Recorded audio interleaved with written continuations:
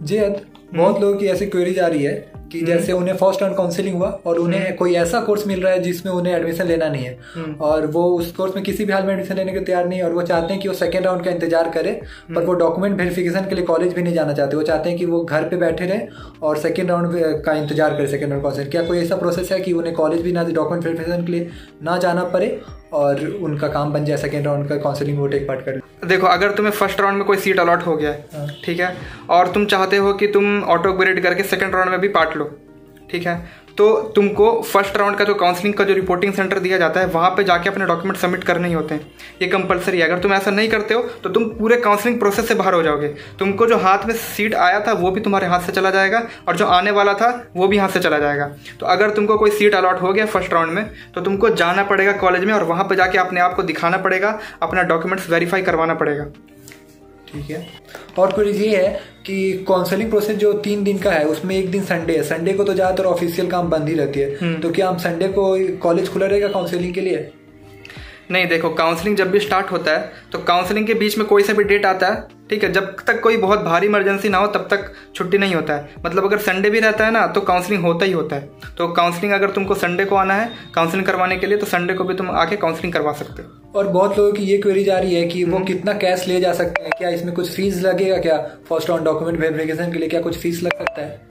नहीं, देखो, documents verification करने जा रहे हो, कोई एडमिशन नहीं है यहाँ पे, कोई अलग तरह का प्रोसेस नहीं है, बस जाके तुमको अपना डॉक्यूमेंट्स वेरीफाई कराना है। तो इसके लिए कोई फीस नहीं लगती है। तुम खाली हाथ जाओ, बस किराया लेके जाओ अपने साथ। और एक और बात का ध्यान रखो कि कोशिश करो कि अपने पेरेंट्स के साथ चले जाओ ताकि तुम्हारा काउंसलिंग प्रोसेस में कोई रुकावट ना है। और चौथा सवाल ये है कि अगर मेरा कोई डॉक्यूमेंट किसी कॉलेज में जमा है, लाइक माइग्रेशन या कोई, तो क्या मैं बिना मतलब डॉक्यूमेंट लिए जा सकता हूँ वहाँ पे और मेरा काम हो जाएगा कि या मुझे काउंसलिंग से बाहर कर दिया जाएगा? नहीं, देखो, अगर आपके पास डॉक्यूमेंट नहीं है, ऐसा तो हो सकता है कि किसी के पास डॉक्यूमेंट्स ना हो, तो ये बात तो कॉलेज समझता ही है। तो आप एप्लीकेशन लिख के दोगे अगर कि फिर सर मेरे पास देखो डॉक्यूमेंट नहीं है और मेरे को कुछ टाइम चाहिए अपना डॉक्यूमेंट्स लाने के लिए, क्योंकि काउंसलिंग का डेट तो 2-3 दिन तक रहेगा, पर हो सकता है कि डॉक्यूमेंट्स लाने में तुम्हें बहुत सारा टाइम लग जाए। तो ऐसा थोड़ी है कि तुम्हारा जो सीट है वो ख़त्म हो जाएगा।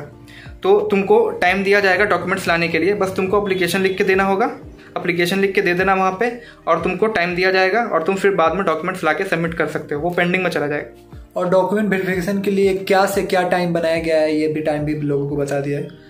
देखो, डॉक्यूमेंट्स जनरली जो डॉक्यूमेंट्स वेरिफिकेशन होता है वो 11 बजे से स्टार्ट होता है कॉलेजेस में, ठीक है। जितना तुम्हारा टाइम दिया गया है उस टाइम पे तुमको जाना है। देखो, 24 से 27 तारीख के बीच में तुमको जाना है और उसके बाद फिर तुम कोशिश करो कि 11 बजे तक पहुंच जाओ वहाँ पे, ठीक है। 11 बजे तक पहुंच जाओगे तो तुम्हारा काउंसलिंग वहीं से स्टार्ट हो जाएगा। अगर ऐसा होता है कि कोई लोग किसी भी कारण के से आउट ऑफ स्टेशन है या कोई है और वो 27 तक किसी भी हाल में नहीं आ सकते, क्या 28 को आएंगे, उनका डॉक्यूमेंट वेरिफिकेशन हो सकता है क्या? नहीं, उनको आना ही पड़ेगा क्योंकि काउंसलिंग का तुम्हें एक टाइम दिया हुआ है, 4 दिन टाइम काफ़ी होता है, ठीक है। थैंक यू, आपने बहुत सारे जवाब दिया।